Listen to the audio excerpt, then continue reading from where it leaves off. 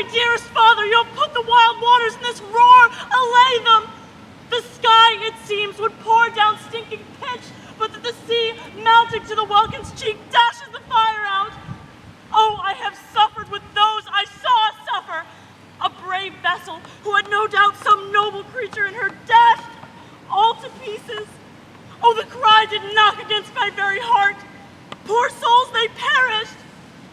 Had I been any god of power, I would have sunk the sea within the earth, or ere it should the good ship so have swallowed, and the frauding souls within her. Be collected! Tell your piteous heart there's no harm done. Oh, woe the day! No harm! I have done nothing but in care of thee, my dear one, thee, my daughter. What ignorant of what thou art, not knowing of whence I am, nor that I am more better than Prospero, master of a full poor island, and thy no greater father. More to know did never meddle with my thoughts. 'Tis time I should inform thee farther. Lend thy hand and pluck my magic garment from me.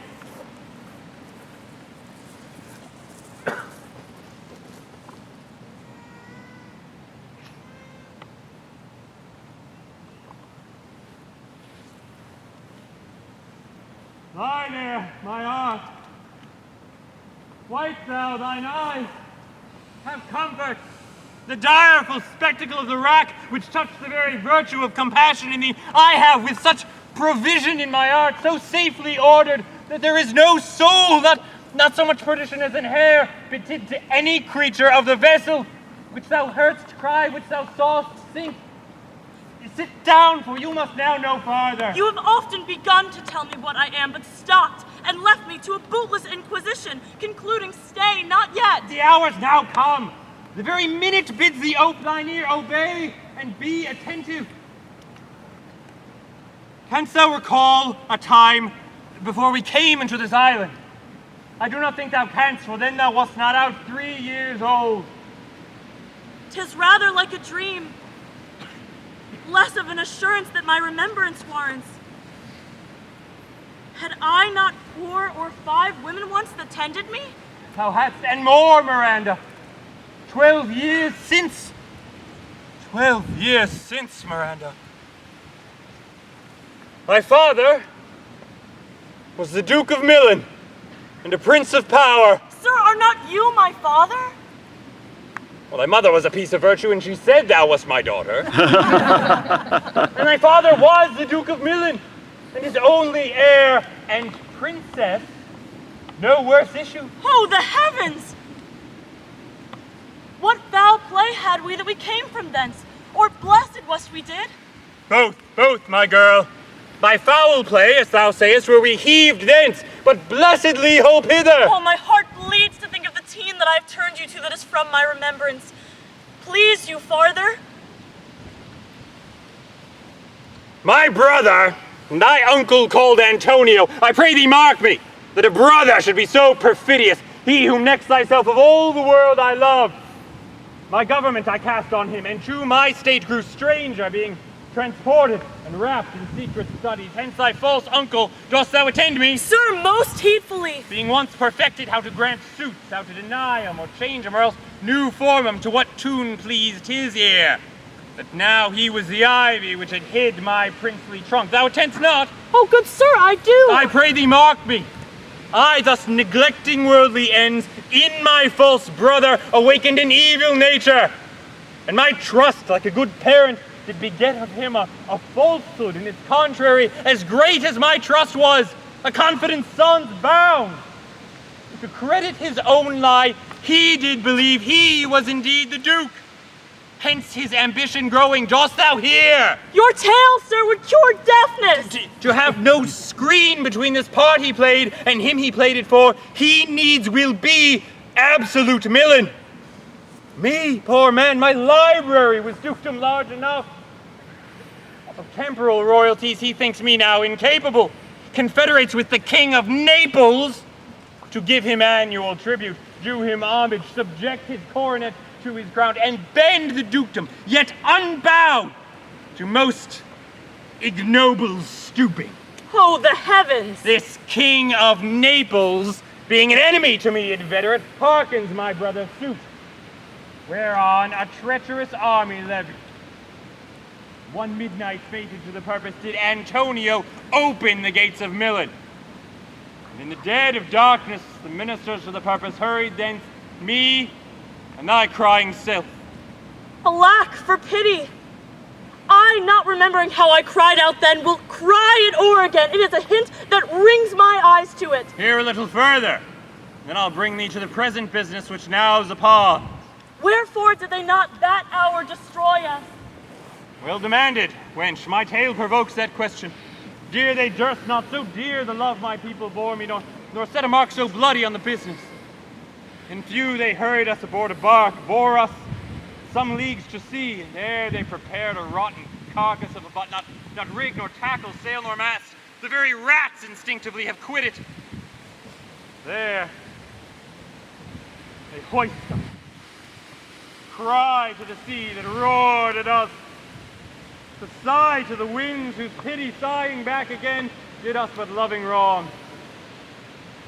Alack, what trouble was I then to you? What cherubin thou wast that did preserve me! Thou didst smile, infuse it with a fortitude from heaven, when I have decked the sea with drops full salt. How came we ashore? By providence divine, some food we had and some fresh water that a noble Neapolitan Gonzalo out of his charity did give us, with some rich garments, linen, stuffs, and necessaries, which since have steaded much. So of his gentleness, knowing I loved my books, he furnished me from mine own library with volumes I prize above my dukedom. Would I might but ever see that man! Sit still, and hear the last of our sea sorrow. Here in this island we arrived, and here have I, thy schoolmaster, made thee more profit than other princes can. Heavens thank you for it, and now, sir, for 'tis still beating on my mind, your reason for raising this sea storm. Know thus far forth, by accident most strange, bountiful fortune now, my dear lady, hath mine enemies brought to this shore. And by my prescience I find my zenith doth depend upon a most auspicious star, whose influence if now I court not but omit, my fortunes will ever after droop. Here cease more questions. Thou art inclined to sleep. 'Tis a good dullness, and give it way. I know thou canst not choose.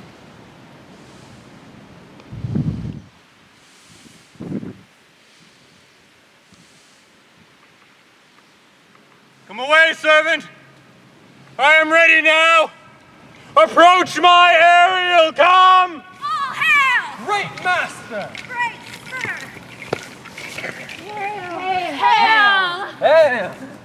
I come to answer thy best pleasure. Be it to fly, to swim, To dive into the fire. to ride on the curled cloud, To thy strong bidding task! Ariel and all his quality. Spirit, hast thou performed to point the tempest that I bade thee? To every article! I boarded the king's ship, now on the beak, now on the waist, The deck. in every cabin I flamed amazement. Sometimes I divide. and burn in many places. On the top mast. The yards, And bowsprit. Would I flame distinctly, Then meet and join. Jove's lightnings, the precursors of the dreadful thunderclaps, more momentary and sight outrunning were not. The fire and cracks of sulphurous roaring, the most mighty Neptune seemed to besiege and make his bold waves tremble. Yea, his dread shining shake! That's my brave spirit, who was so firm, so constant that this coil would not infect his reason. Not a soul but felt the fever of the mad, and played some tricks of desperation. All but mariners plunged into the flowing brine and quit the vessel. Then all afire with me. The king's son, Ferdinand, with hair upstaring, then like reeds, not hair, was the first man that leapt. Cry! Hell is empty, and all the devils are here. That's my fine spirit, but was this not nigh shore? Close by, my master. But are they, Ariel, safe? Not a hair perish. On their sustaining garments, not a blemish, but fresher than before. And as thou bates me, In troops I've dispersed them about the isle. The king's son have I landed by himself. from the cooling of the air with sighs in an odd angle of the aisle, and sitting His arms in this sad knot. Of the king's ship, the mariners say how thou hast disposed, and all the rest of the fleet. Safely in harbor is the king's ship. In the deep nook. There she's hid. The mariners all under hatches stowed. who with the charm joined to their suffered labor I have left asleep. And as for the rest of the fleet, Which I disperse. They all have met again and are upon the Mediterranean float. Bound sadly home for Naples. supposing that they saw the King's ship wrecked! and his great person perish. Ariel, thy charge exactly is performed! But there's more work. It's the time of the day. Past the mid-season. At least 6 glasses. The time twixt 9 and now must by us both be spent most preciously. Is there more toil? Since thou dost give me pains, let me remember thee what thou hast promised. Which is not yet performed me. How now, Moody? What is't thou canst demand? My liberty! Before the time be out no more! I prithee remember I have done thee worthy service. Told thee no lie. Made thee no mistaking. Served without grudge or grumbling. Thou didst promise to bait me a full year. Hast thou forgot from what a torment I did free thee? No. Thou dost, and thinkst it much to tread the ooze of the salt deep, or run upon the sharp wind of the north, or do me business in the veins of the earth when it is baked with frost. I do not, sir. Thou liest, malignant thing. Hast thou forgot the foul witch Sycorax, who which with age and envy was grown into a hoop? Hast thou forgot her? No, Sir! Thou hast. Where was she born? Speak, tell me. Sir, in Argier. Oh, was she so? I must recount what thou hast spent once in a month, which thou forgettest. This damned witch Sycorax, for mischiefs manifold and sorceries terrible to enter human hearing, from Argiers, thou knowest, was banished. For one thing she did, they would not take her life. Is not this true? Aye, sir. This blue-eyed hag was hither brought with child, and here was left by the sailors. Thou, my slave, as thou reportest thyself, was then her servant. And for thou wast a spirit too delicate to act her earthy and abhorred commands, refusing her grand hest, she did confine thee. With the help of her more potent ministers and in her most unmitigable rage, into a cloven pine, within which rift thou didst painfully remain imprisoned a dozen years, within which space she died and left thee there, where thou didst vent thy groans as fast as mill wheels strike. Then was this island, save for that son that she did litter here, a freckled whelp-hag born, not honored with a human shape. Yes! Caliban! Son! Dull thing, I say so, and Caliban, whom now I keep in service. Thou dost know best what a torment I did find thee. Thy groans did make wolves howl and penetrate the breasts of ever angry bears.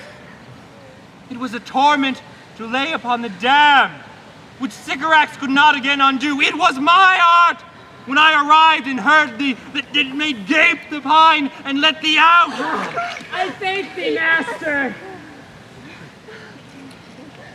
Thou more murmurest, I will rend an oak and peg thee in his knotty entrails till thou hast howled away 12 winters! Pardon, master. I will be correspondent to command. And do my spirit thing gentle. To do so, and I will discharge thee within the day. That's my noble master. What shall I do? Say what? What shall I do? Go, make thyself like a nymph of the sea, subject to no sight but thine and mine, invisible to every eyeball else. Hence, with diligence.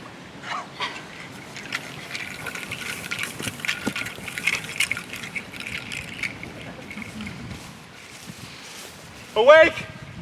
Dear heart, awake! Thou hast slept well. Awake! The strangeness of your story put a heaviness in me. Take it off.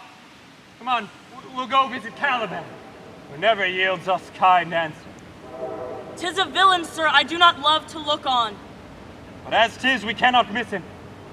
He does make our fire fetch in our wood, and serves in offices that profit us.